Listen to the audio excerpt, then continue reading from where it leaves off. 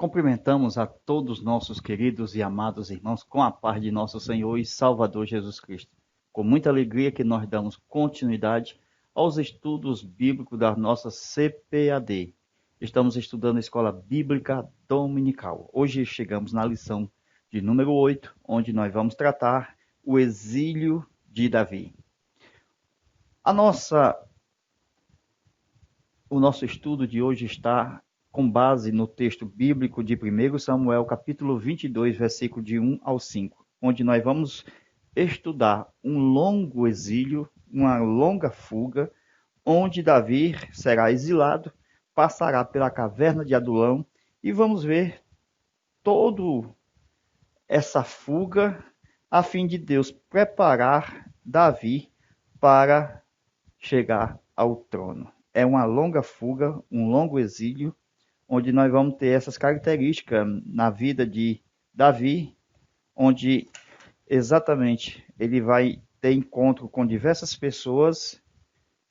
E vamos ver o nosso comentário de hoje. Queridos amados irmãos, de acordo com a lição de número 8, o exílio de Davi quer dizer amado. Davi significa amado. Quem era o líder de então? Saul.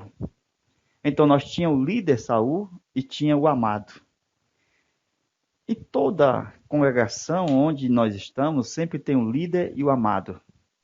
Sempre será bom que o líder seja amado, porque se o líder não for amado, ele vai perseguir o amado. Foi o que aconteceu. Saul era o líder, perseguiu o amado.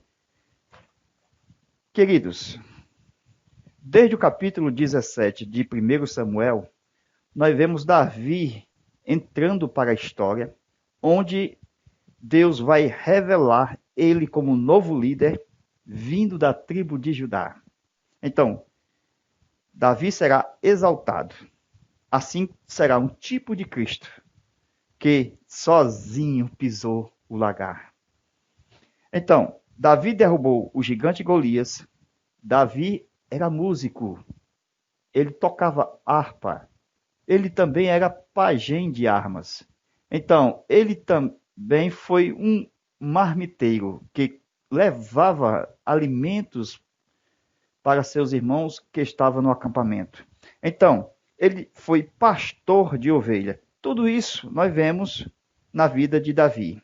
Quando ele foi marmiteiro, ele levava 22 litros de grão tostado e 10 pães aos seus irmãos que estavam no acampamento. Então, de acordo com a história que o exército de Israel lutava com o exército dos filisteus, nesse período ainda Davi era um marmiteiro que levava comida para os seus irmãos, sendo ele o principal guerreiro escolhido por Deus para estar na frente da batalha. Então, ainda como marmiteiro a serviço do seu próprio pai.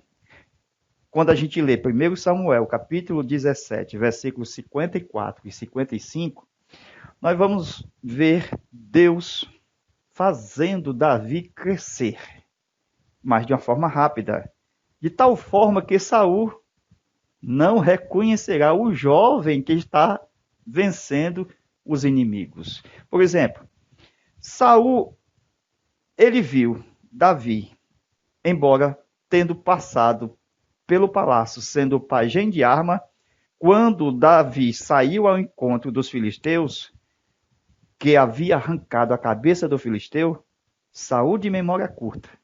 Quem é este rapaz? Quem é este jovem? De quem é filho? Então, Saul perguntou a Abner, quem é este jovem? Ora, era Davi, o mesmo que Jessé, seu pai, havia enviado um carregamento de azeite, um carregamento de pães e até um cabrito havia oferecido ao rei. Então o rei havia esquecido de Davi. Veja a história. Ele não deveria esquecer de Davi. Então, Saul, ele insistia e perguntava, quem é este rapaz? Ele é filho de quem? Então, Davi torna amigo do filho do rei, Jônatas, o herdeiro.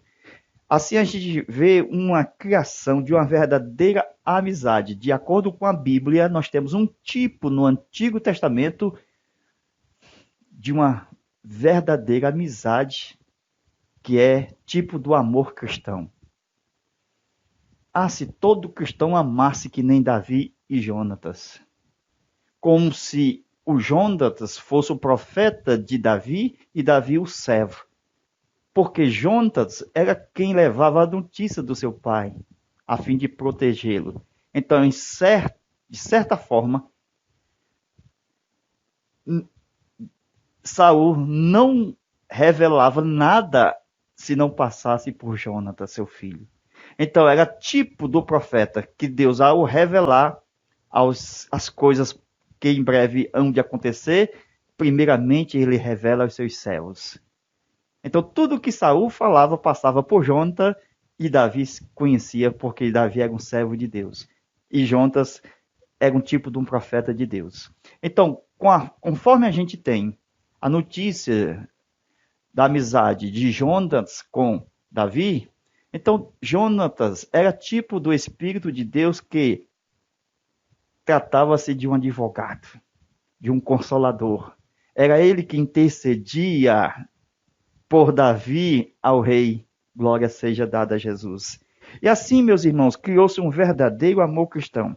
Então, Davi, ele troca suas roupas de pastor pelas roupas de príncipe do seu próprio amigo Jônatas. E assim, quando Jônatas tira o seu manto e veste a Davi, e tira a sua espada e dá a Davi, tira o seu arco, tira seu cinto, uma verdadeira prova de um amor cristão. Então, Davi, sem saber, ele estava herdando todas as coisas e seria o príncipe herdeiro do trono. Então, Davi, sem saber, estava herdando os direitos de príncipe, porque Jônatas já sabia que a unção estava nele. A unção em Davi é quem vai fazer distanciar Saul de Davi. Se a gente pensar o que fez Davi sair do palácio e entrar no palácio, foi a unção. Porque a unção é quem faria as coisas por Davi. Então Davi dependia da unção. A unção já estava nele. Então a unção fará distanciar Saul de Davi. Por quê? Porque Davi não pode permanecer com Saul, porque senão ele vai se corromper. Então Davi, ele terá os meios de Deus.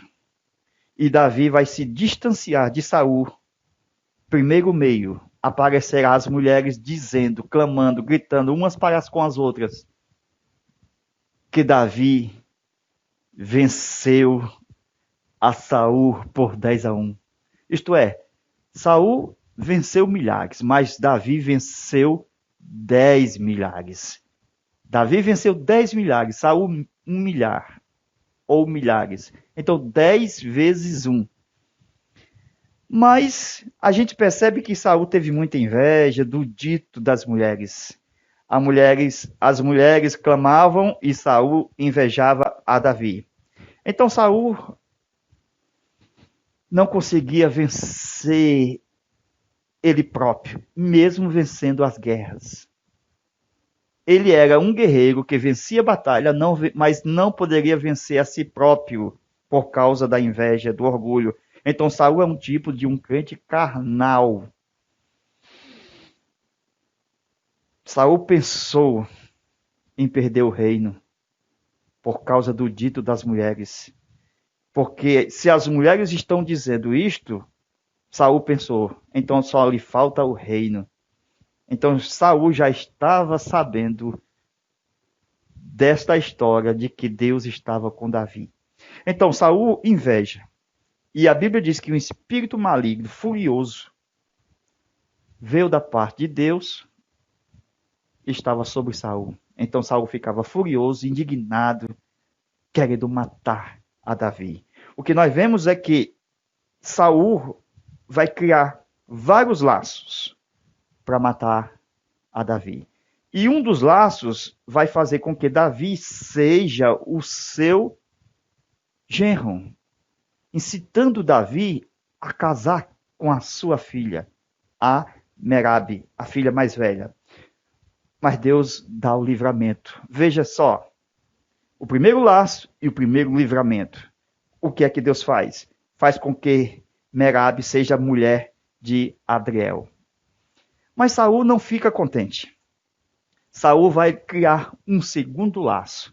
O primeiro laço não deu certo. E o segundo laço será Mical.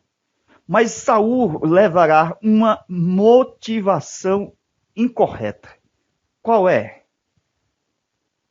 Ele quer entregar Davi aos filisteus, mas para que isso aconteça, vai trazer Davi para si por meio de um casamento. E isto ele daria uma das suas filhas para que Saul fosse seu genro, para que fosse entregue nas mãos dos filisteus. Esta era a intenção de Saul em relação a Davi, para se livrar de vez de Davi. Então, o primeiro desejo de Saul era que Davi caísse nas mãos dos filisteus. Por isso que Saul fez um desafio carnal. Um desafio de homem carnal. Qual foi?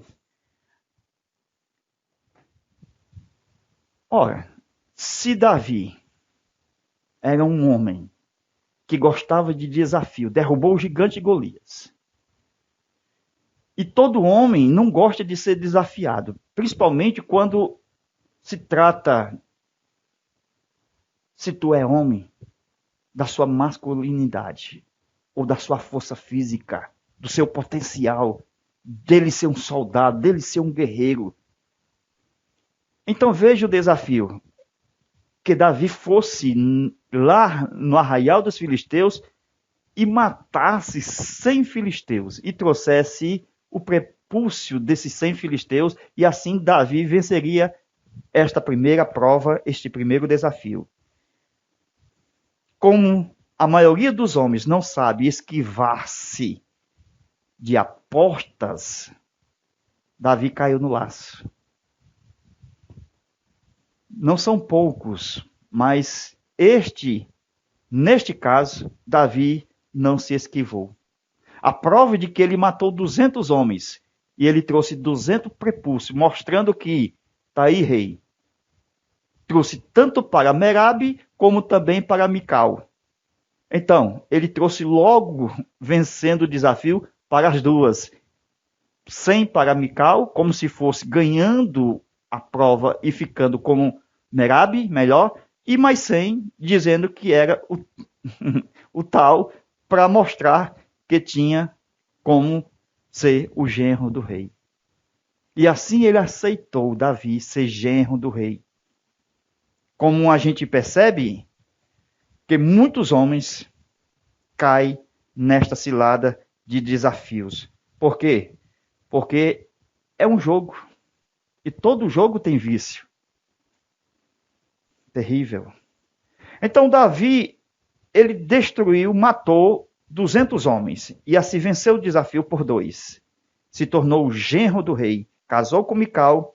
Então Saul agora tornou-se o inimigo do nome que estava em Davi, isto é, do nome do Senhor. Então haveria uma luta espiritual dentro da casa de Davi. É terrível isso. No capítulo 19 de 1 Samuel, o próprio Saul agora quer matar Davi. Já não é mais os filisteus. O próprio Saul agora vai fazer várias investidas e perseguições a fim de matar Davi. Por quê? Porque Davi tornou-se o ilustre no reino. O amado. A palavra Davi quer dizer amado. Glória a Deus. Então, em todos os lugares vai sempre haver o amado e o líder. Sempre será favorável que o líder seja o amado, porque se o líder não for amado, e se ocorrer que haverá o líder e o amado em tal determinado local, o líder perseguirá o amado. como aconteceu Saul, o líder, perseguindo o amado de Deus. E quando ele percebeu que Davi era o ilustre que havia se tornado entre os demais, Saul ficava mais oprimido ainda por Satanás. Então, era como se Saul tivesse sob o efeito de álcool ou das drogas. Ficava doidão, querendo matar. O que é isto? É que estes, como Saul, ninguém jamais pode confiar.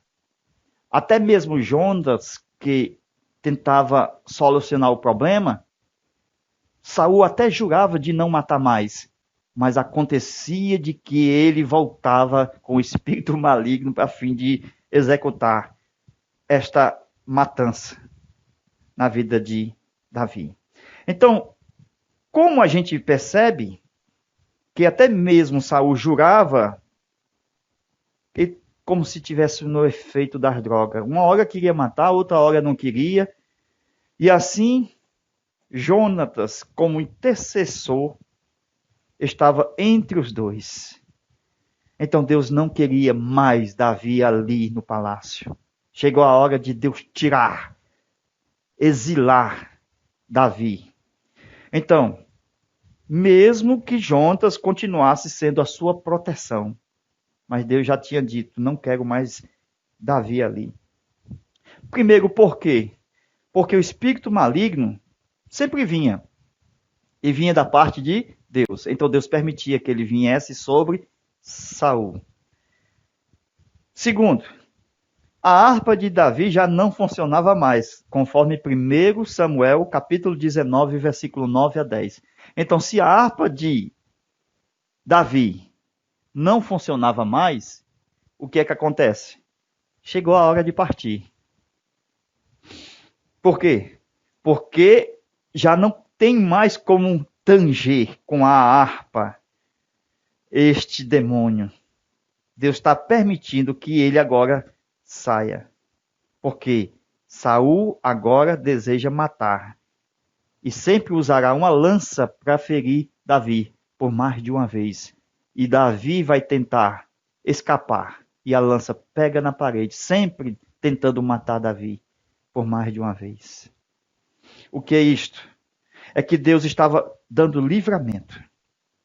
E o livramento veio até mesmo pela sua própria esposa, a Mical, porque Mical vai fazer Davi descer do palácio, do seu quarto, da janela, para ele fugir, porque Davi naquela noite queria matar. Saul queria matar a Davi. O que é que a gente percebe nessa história? É que é melhor fugir vivo pela janela do que sair morto pela porta. Então é melhor depois você vir vivo e entrar pela porta do que sair morto pela porta de ouro. E qual era o papel da esposa? Cobrir. E era isso que Mical fazia, dando cobertura. O que a gente percebe é que em 1 Samuel, capítulo 20, Davi, ele pode contar com 3 pessoas importantes em sua vida. Veja, Samuel, Jonatas e Jessé. A gente percebe que Jonatas sempre será, nessa história, um tipo do Espírito de Deus, porque ele será o intercessor. Saul não poderia fazer coisa alguma contra Davi sem antes revelar a Jonatas. Veja aí. Davi no Salmo 23, verso 6, veja o que Davi diz lá. Que a bondade e a misericórdia do Senhor me seguirão todos os dias da minha vida. A bondade e a misericórdia do Senhor, nessa história, estava presente na vida de Jonatas, trazendo bondade e misericórdia, seguindo sempre a Davi. Então, Jonatas era uma projeção profética desse salmo. Era uma bondade palpável, uma misericórdia em pessoa. Então, seguindo a Davi, nós precisamos viver desta misericórdia, uns para com os outros. 1 Samuel 20, verso 14. Os sinais de Deus na vida de Davi estavam nas 3 flechas que Jonatas sempre fazia um pacto com Davi. E as flechas tornaria em sinais para saber se Davi poderia voltar ou não para a casa real. Então Jonatas leva o escudeiro, certo? E diz lá que ele é novato pela segunda vez. Porque Davi, ele virá no terceiro dia, e vai ver que a flecha vai cair depois do escudeiro, mostrando que Davi tem que seguir o seu caminho. O escudeiro novato vai embora e Jonatas se encontra com Davi e há um choro muito grande. Os dois choram junto e Davi chora mais do que Jonatas. O que a gente percebe, meus irmãos, é que Deus estava dizendo: você vai ter que esperar mais um pouco, Davi. Você não pode voltar para o palácio. Segue o rumo. Continue a caminhada. E isto é exatamente a aula de hoje, o exílio de Davi. Porque Davi vai seguir o caminho indo a Nob. E é ali em Nob que vai começar o seu exílio, partindo desde 1 Samuel capítulo 21, versículo 1, onde vai falar que depois deste encontro destes amigos, ele vai encontrar em Nob o sacerdote Aimeleque. É ali que a gente percebe o quê? Que Davi começa uma longa fuga. E haja história para contar. Mas como a gente vê na história de José, aqui não é diferente. E Deus era com Davi. A gente percebe que Davi, quando chega e se encontra com Aimeleque, logo nesse primeiro lugar chamado Nob, Davi pede 5 pães para comer. Lembra das 5 pedras? Lá do ribeiro, que lançou uma sobre o gigante? Então 5 fala de ministério. Então Davi era de ministério. Então começará um novo ministério na vida de Davi. Por quê? Porque aqui era o primeiro teste. A primeira prova para Davi ver o que é que Deus queria com ele no sacerdócio. Porque ele já era rei aos olhos de Deus. Mas veja, Aimeleque, o sacerdote, disse o seguinte: nós não temos pão comum, nós só temos pão sagrado. Mas Davi disse: traz para cá, traga esses pães, nós vamos comer a si mesmo. Eram os pães da mesa da proposição, que não poderia ser comido. Somente os sacerdotes poderiam comer. E o que é que vai acontecer? Davi come. E por um grande período, ele começa o seu exilado, continua, e todo líder vai enfrentar um exilhado antes de sentar no seu trono. Assim é a igreja do Senhor. Antes de sentar no trono, ela está no exílio. Por quê? Porque o Davi, ele é melhor estar exilhado do que causar contenda e causar discórdia, problemas, divisão com o líder atual. Ninguém pode fazer divisão, irmãos. E Davi sabia muito bem disto. O que a gente percebe é que Davi tinha fama, mas a fama não estava com ele. A fama percorria por todo lugar. Por isso que Davi, quando chegava em determinado lugar, alguém dizia: é ele que matou o gigante Golias.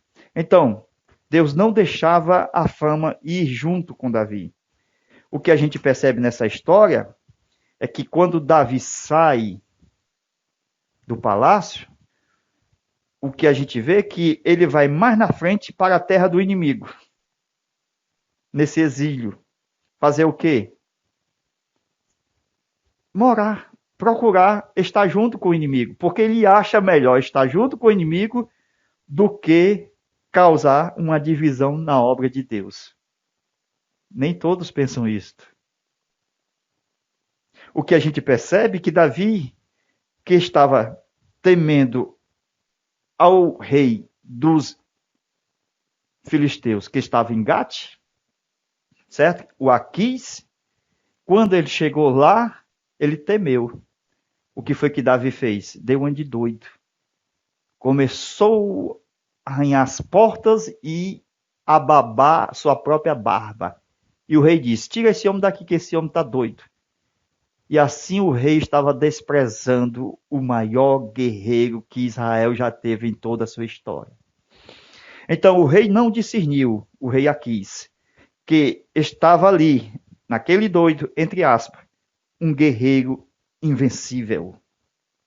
Vemos uma grande perda e uma grande oportunidade que o rei Aquis teve de estar do seu lado um guerreiro invencível como Davi.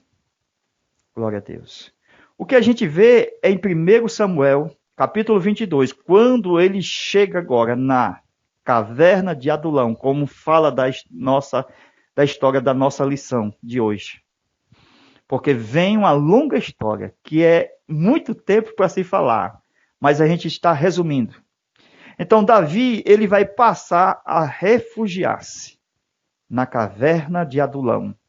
Então, era na caverna de Adulão, que significa, justiça do povo.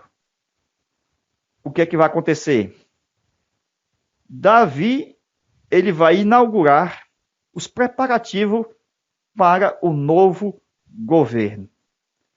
O que a gente percebe é que Davi foi para Moabe, em Mispa, onde levou seus pais e deixou lá a salvo. Então, ele foi pedir ajuda a quem? Aos seus ancestrais, porque a história de Davi começa com Ruth, porque Ruth foi sua avó e foi pedir ajuda lá, exatamente na terra dos seus avós. Se vocês lerem aí, veja aí agora, Ruth, capítulo 4, versículo 18 a 22. O que a gente percebe é que a palavra dita em relação a Obed, filho de Ruth e Boaz, é que este que nasceu, o Obed, é melhor do que Sete. Isto se cumpriu na vida de Davi. Ok? Porque Ruth e Boaz nasce Obed. De Obed nasce, ou seja, é pai de Jessé. E Jessé gera o rei Davi. Então, tudo isto mostra que Ruth, ancestral de Davi, mostra que Davi, quando procurou estar exatamente em Moabe, ele estava refugiando seus pais na casa dos seus antepassados. O que a gente percebe é que vai aparecer na história do exilado o profeta Gade. E ele disse assim, não fique nessa fortaleza, Davi. Então o profeta Gade será uma referência na vida de Saul, ou seja, melhor, na vida de Davi. Isto você pode ver também em 2 Samuel, capítulo 24, versículo 11 a 19, onde vai falar sobre Gade, que é o profeta, junto com Davi. Então, o profeta diz, vá para a terra de Judá, em Herete, que quer dizer floresta. A partir desse evento, com o exilado na floresta, Gade estará sempre ao lado de Davi. Enquanto isso, por outro lado, Davi sendo exilado, o Saul, ele estava vivendo uma tremenda apostasia. Por quê? porque o espírito maligno estava nele. E ele tinha um homem estranho no seu arraial, chamado Doeg, que este Doeg era um estranho ao pacto de Deus, que não tinha um pingo de temor a Deus. Então ele vai executar, a mando de Saul, os 85 sacerdotes, inclusive Aimeleque. Só vai sobrar um, porque haverá uma chacina, que é exatamente que a gente vai ver o Abiatar. Mais na frente se encontra com Davi. Ele conta essa matança para Davi. Então nenhum outro servo de Saul deu ouvido a fim de matar os sacerdotes de Deus. Foram muito sangue inocente. Porque esses homens, esses outros servos, sem ser o Doeg, temiam a Deus. Mas Doeg não. Ele era o quê? Edomita. Doeg foi quem executou a ordem do rei Saul. Então Saul vivia uma apostasia e era um tremendo covarde. Até na hora de morrer, Saul não morre batalhando. Ele se suicida. O que a gente percebe é que Saul, ele vai deixar o gado viver, isto é, dos amalequitas. O gado viver dos amalequitas a fim, por outro lado, matar o gado, as ofertas vivas da casa de Israel. Davi, ou seja, Saul fazia tudo ao contrário. Enquanto Saul deixava viver o gado melhor dos amalequitas, esse Saul vai fazer com que as ofertas vivas da casa de Israel sejam destruídas. O que é que vai acontecer? Ele vai desejar fazer tudo aos avessos, porque o espírito maligno estava sobre ele. Aí nós vamos ver exatamente por outro lado, enquanto Saul está querendo matar Davi, Davi agora está exatamente salmodiando, compondo salmos a Deus. O desejo de Davi, a gente percebe logo no Salmo 42 e no Salmo 43. Era que fosse satisfeito um desejo sacerdotal. Ele desejava ardentemente entrar na presença do Senhor com harpa. E a gente percebe tudo isto no Salmo 42 e 43. Aí chega a hora de Abiatar, filho de Aimeleque, que era filho de Aitube. Então Aitube era exatamente o vô de Abiatar.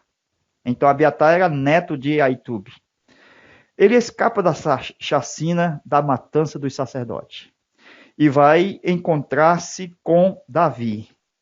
Então Abiatar era a última testemunha e herdeiro do sacerdócio. Porque até então ele era o último da casa de Eli. Mas ele vai morrer, porque ele vai dar lugar a Zadok.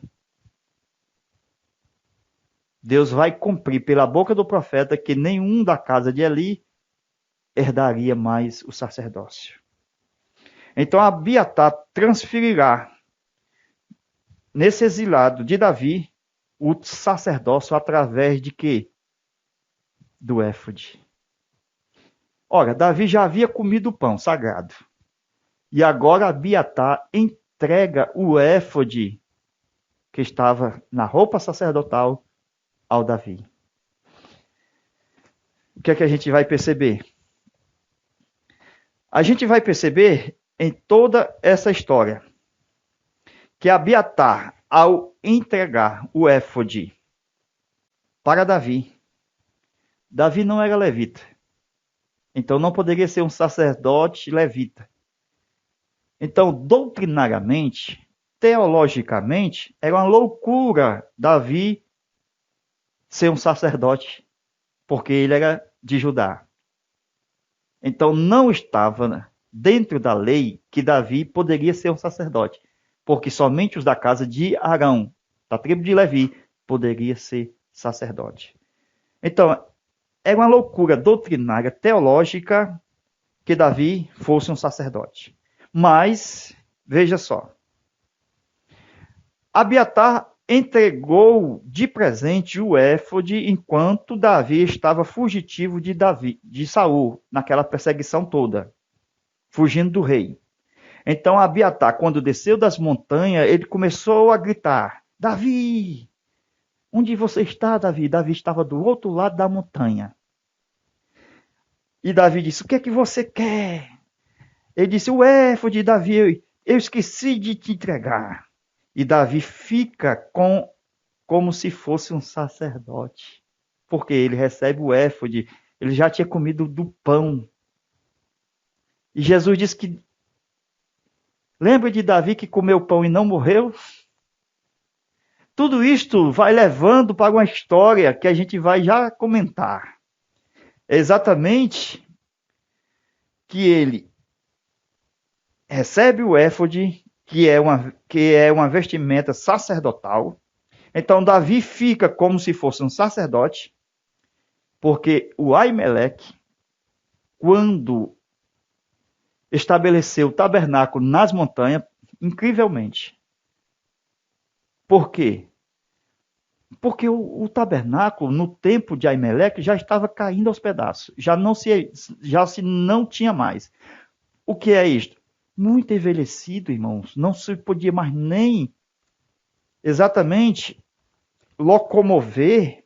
Então, o que foi que Aimeleque fez? Pegou as pedras, botou a mesa, botou o candeeiro, botou o tabernáculo ali, todas as peças junto ali.